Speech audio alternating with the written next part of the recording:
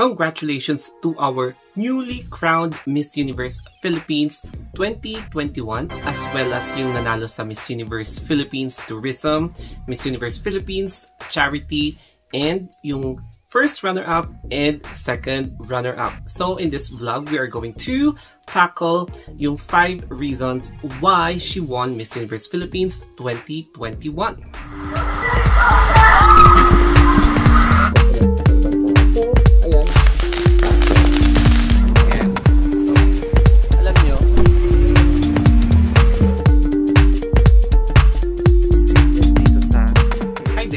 My name is Anthony, and in this vlog, I would like to first na i-congratulate ang ating bago Miss Universe Philippines 2021. And she is no other than, diba?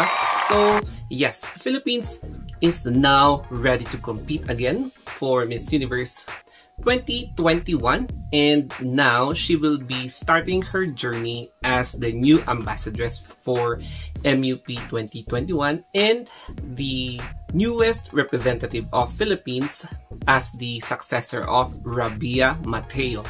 So, ano nga ba yung napansin nating 5 reasons why she won this most prestigious pageant here in the Philippines? So, I have here yung list of 5 reasons. Ayan.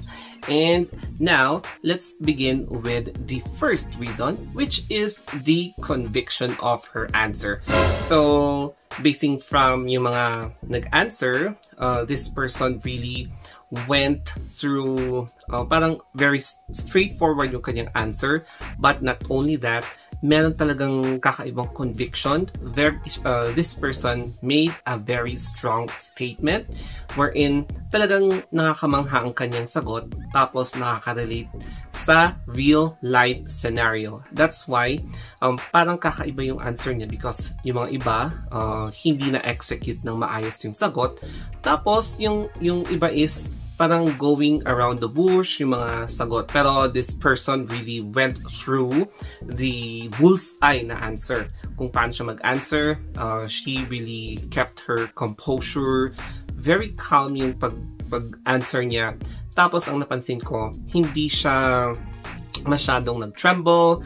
Very relaxed siya. Ang lamig pakinggan kung paano niya sagutin yung mga question or yung question mismo and relating it to her advocacy. So, also i-include din natin yung advocacy ng isang candidate wherein Miss Universe organization is looking for a candidate na malakas din ang kanyang conviction. So, yung mga parang impurities or yung parang downfall ng isang person wherein she can transform that downfall into an asset. So, yun yung tinitignan ng Miss Universe organization. Correct me na lang if I'm wrong for this statement. But yes, may conviction yung answer niya and talagang nakaka-relate siya sa life ng mga katulad natin na ordinary citizens. So, that's the first reason. Talagang matatouch ka sa answer niya.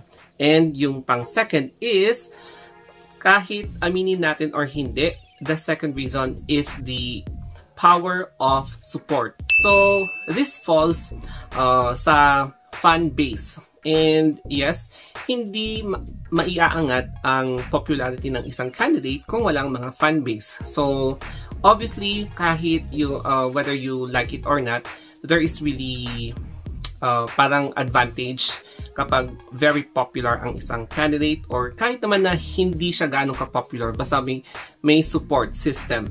So, kapag may support system kasi, laging pinopromote ka sa mga social media, tapos kapag nakuha yung loob mo, nakuha mo yung loob ng isang fan, which is also popular, pwede kang i-recommend ng yung mga judges, yung mga ibang artista, yung mga ibang influencers. So, talagang maa-uplift yung popularity mo. So, sino nga ba ito? Bakit siya popular pinag-uusapan? Bakit pinag-uusapan ang taong to?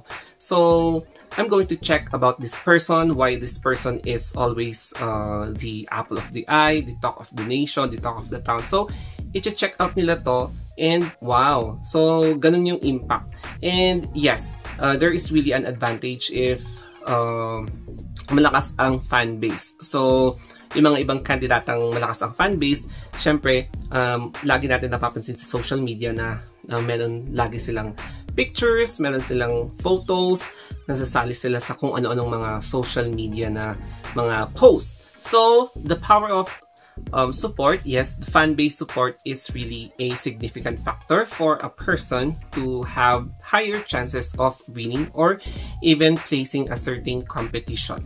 So, yan po yung second reason. And yung pang third is yung trainings.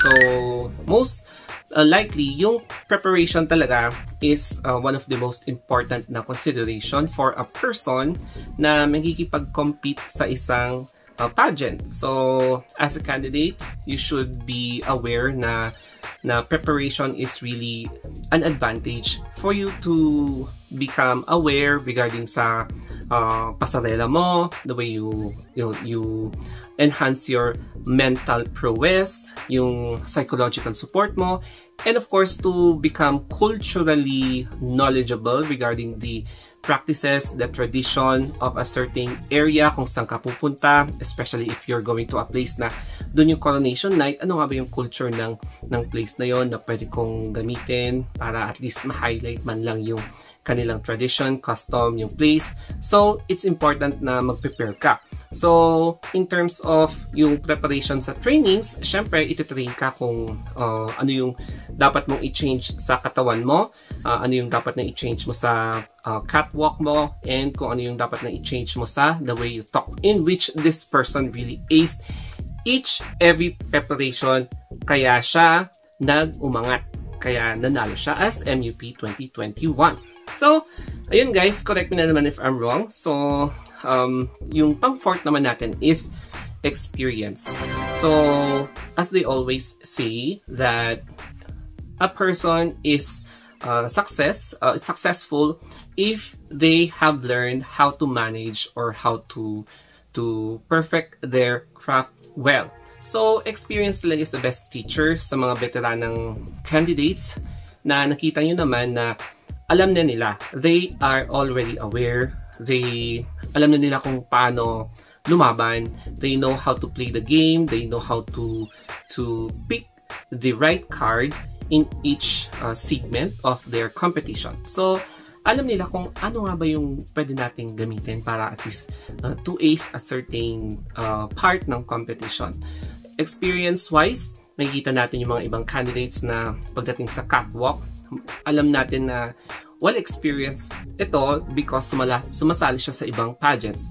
So, yung exposure din niya sa mga commercial, alam niya kung paano maglaro sa camera. They know how to play with the camera. And syempre, yung mga iba na nagjo-join sa both national and international pageants, they already know how to mingle with the locals sa mga pageants na pinupuntahan nila. So, experience-wise, talagang importante na magkaroon ka ng experience para alam mo kung paano makipag-balance. You know how to balance, especially if you are being challenged culturally, physically, socially, mentally, mga ganun na categories na parang kinakaharap ng isang candidate or a competitor. And yung pang-fifth is all about the uniqueness.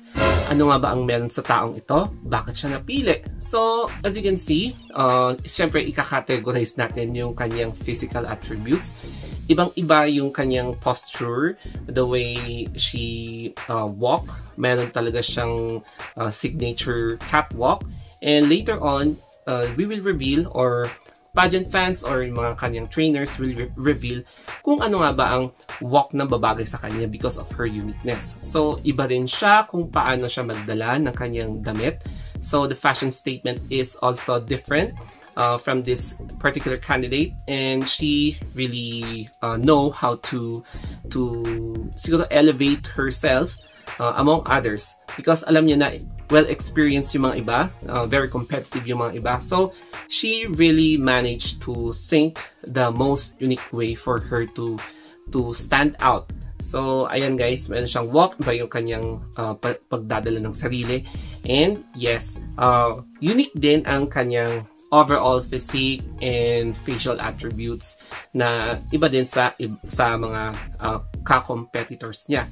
And yes, iba din yung kanyang advocacy because as a candidate, magkakaiba kayo ng advocacy. And I believe na yung advocacy niya is isa din sa nakatulong sa kanya kung bakit very different ang dating niya sa stage, ang dating niya sa competition, kaya siya nanalo. And yes, I am really proud of her. So, since kakapanalo lang niya, there will be another formulation for her sa kanyang pageant handlers para tignan niya yung mga new strategies dahil medyo malalakas ang kalaban internationally, especially Miss Paraguay. Yun.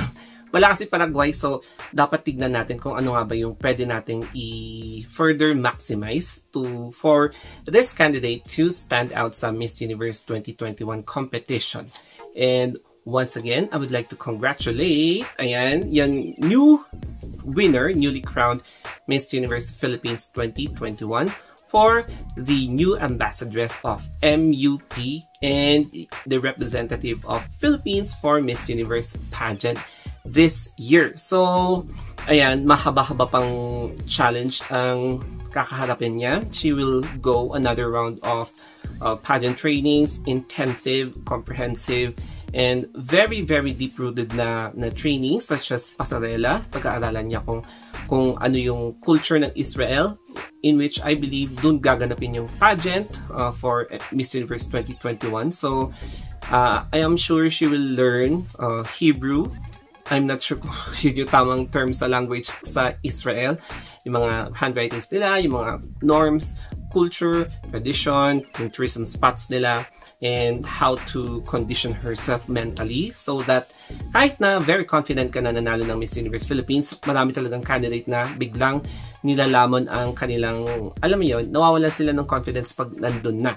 And I hope hindi yun mangyari sa kanya para at least tuloy-tuloy ang ating placement streak for the 11th.